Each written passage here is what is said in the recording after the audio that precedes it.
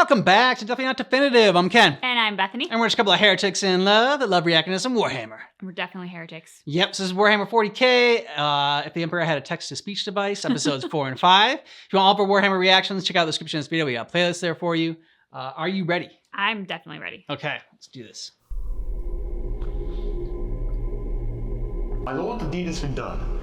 And it took a fuckload of time. At least 3,000 scribes died, and I somehow managed to get a headache in the process. But the message has been sent to all inquisitorial and ecclesiarchal organizations in the galaxy.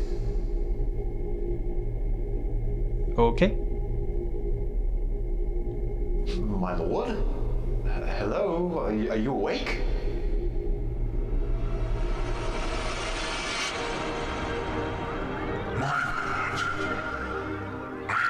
Completed the mission you entrusted me.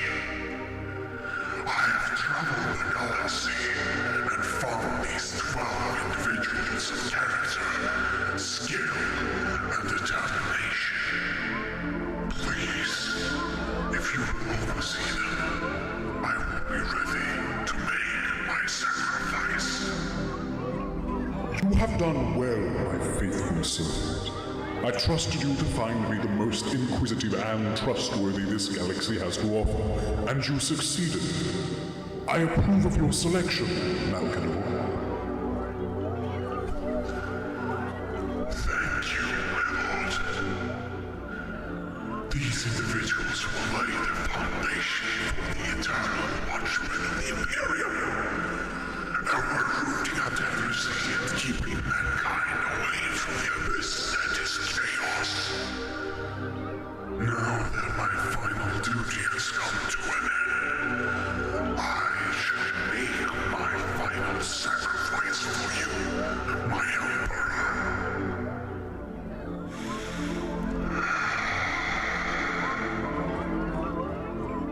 Behold the greatest sacrifice of our age. Malcador the Sigilant is no more. Henceforth, he shall always and only ever be Malcador, the hero.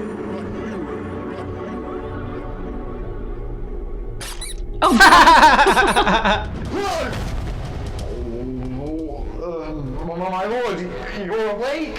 Of course, I am you fuckstudies. You see when people are having traumatic flashbacks? I'm really sorry, my lord. Anyway, the deed has been done. The message has been conveyed. Good. How they dare shit upon a sacrifice that my most loyal servant ever made by turning the organization he laid the foundation for into an elitist shitfest is inexcusable. Excuse me, my lord. I don't think I follow. Malcador, the hero, previously known as Malcador the Sigillate. He was my bro for life, and the first High Lord of Terra. He was the one who ruled and spread the word of the Imperium in my stead while I was tinkering with his throne. If it weren't for that disappointment of a son Magnus the Bookworm, who just had to fall to the temptations of chaos and sent a brain-shattering psychic phone call to me with his powers, the barriers that protected my greatest project, the webway of mankind, wouldn't have been ruined, and Malcador wouldn't have had to make his sacrifice. Oh. So, everything is Magnus's fault? Definitely. If I could, I'd brutally spank Magnus until his ass would turn so red that his face would look pale in comparison. No. I see. Come to think of it, is Magnus still alive? Last time I heard he's a demon prince now, residing in the Eye of Terror on the planet of the sorcerers. Sounds really fucking nerdy, just like him. Later, I want you to send those Ultramarines mercs there and try to get a hold of Magnus and then bring them here to me. If they fail, they'll at least not be so fucking snobby anymore, and if they succeed, I'll get to spank Magnus so it's all good. Very well, my lord. I'll remember to tell someone that. Now, I wonder how the disbanding of all those shitty cult organizations is going. Yeah, about that. There is no doubt about it, fellow Inquisitors. Whoever sent this message is a heretic. There is a heretic on Terra, pretending to be the only God Emperor of mankind. This must be the work of demons. A cult. It must be a cult. Yes, a gene stealer cult. We cannot let this heretic keep doing Oh, yeah. what he's doing. I don't think so. That'd be kind of counterintuitive. Counterintuitive? What the fuck does that mean? We cannot perform exterminatis of holy terror yet. But what we can do is send an inquisitorial representative there as one of the High Lords of Terror, and then argue with the rest of the High Lords until they allow us to perform a thorough search and purge of our planet. Oh, that sounds real good. It should be like an annual exterminatus, with more door kicking and burning buildings. Maybe we can check if terror is a tool world while we're at it.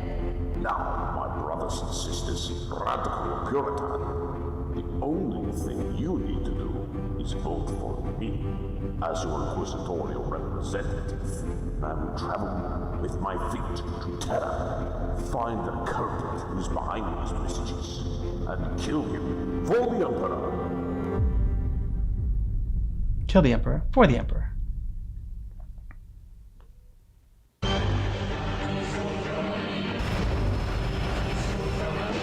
Greetings, Honorable Battle Brother. Did you hear the news? Indeed I did, Honorable Battle Brother. We have received a mission from Holy Terror itself.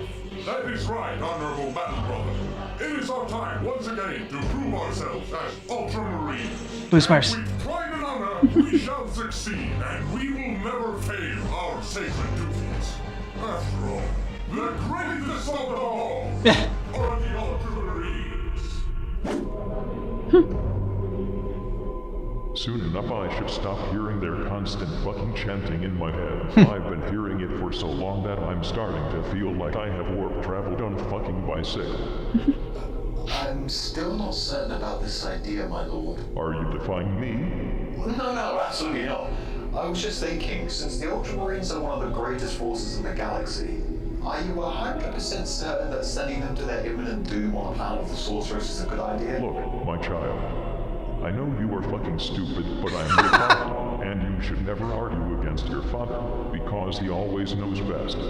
Isn't that right? Of course. That's a good custodes. Your intelligence is growing remarkably fast, just like your father's.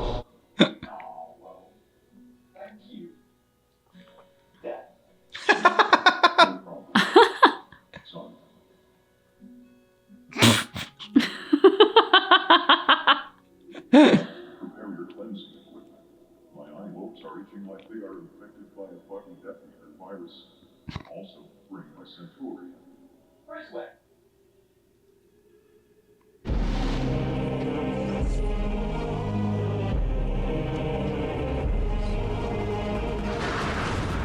Hey, Lords of Terra! We're gathered here today to discuss the most pressing matter, the survival of the Imperium of Man, such that we have never seen before. Should we outlaw the use of laxatives to everyone but us? Because my poo has been really Oh my God. dusty lately. I am the law, and I think that not only should we outlaw laxatives, we should also get a new shipment of fruitcakes, because that really helps out with how your bowels dance out poo. What the hell? I disagree. My generals need to poo in several random places to command those living flashlights of mine. And the workers in the t-shirt factory's gotta do that too. Get on my guys going to battle with their fucking skills, can I? I think that this is a dumb discussion. Thank you. Biological types that are going to connect direct to those replaced with the skills. Alright, seriously, it isn't funny anymore.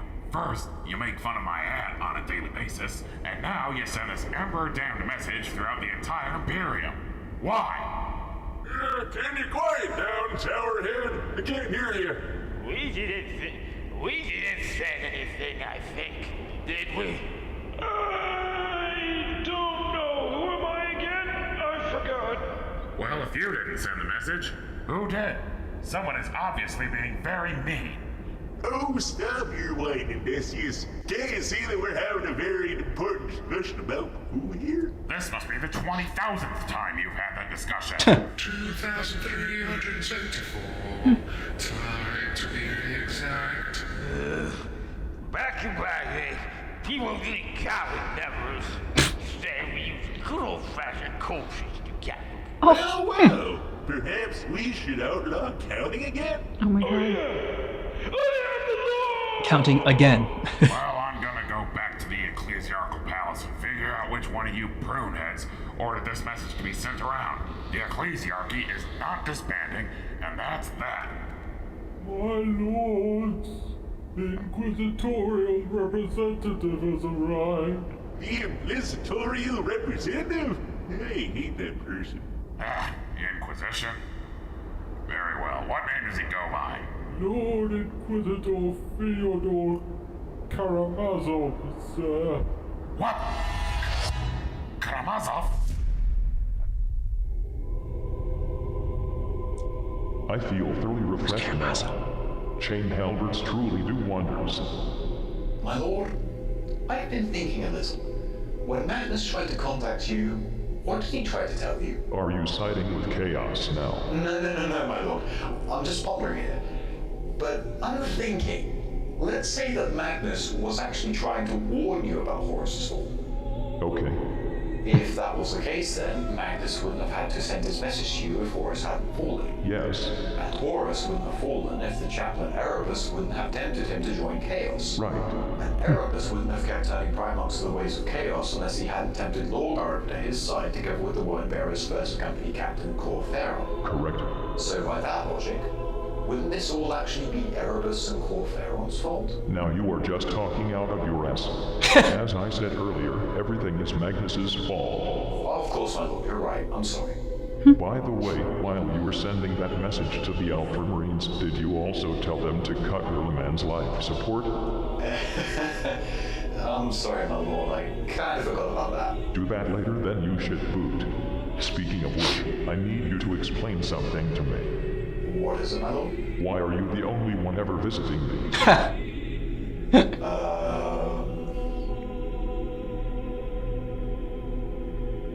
Okay, so I don't know what the whole talk about the poo thing was going on there. I don't know if it was like, the only thing I could think of, I'm like, well, we did think about like, you know, when the Ultramarines or like have gotten in their suits, we're like, how do they go to the bathroom? Like, I don't know if that had something to do with it. I don't know what that was all about. I asked that question. You made fun of me for that question. I did make fun of you for that question because you always ask that question. You're like, how do they pee? How do they poop? Because, like, they're in a suit for life. It's not like they can take it off to go to bed at night. They really emphasize that there's no getting out of this thing once you're in it. This is very true. I liked the flashback part. That was good. And like, it was nice, like, I don't know, it's a nice, like, tonal shift in there. Set things up, especially, like, for those of us that like don't know all about that history. It was nice getting that in there. What'd you think?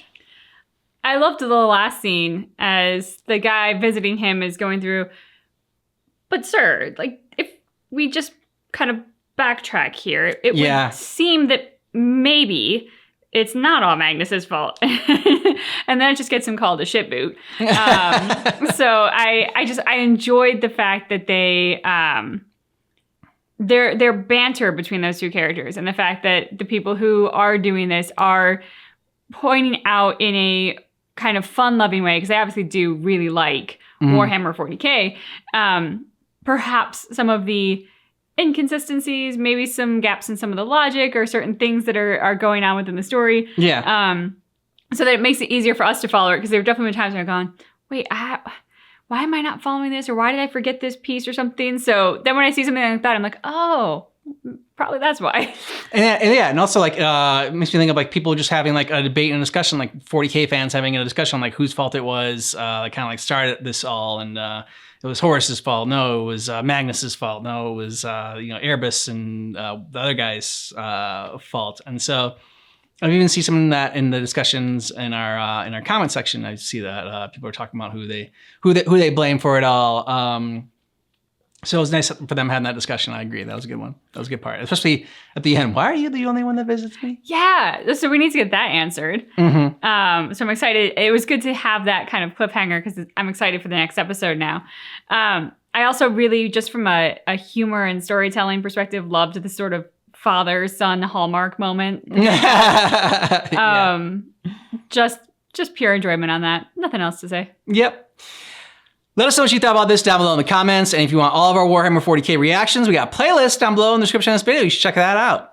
Thanks so much for checking out our reaction for If the Emperor Had a Text-to-Speech Device, episodes 5 and 6. But just keep in mind that our reaction is definitely not definitive.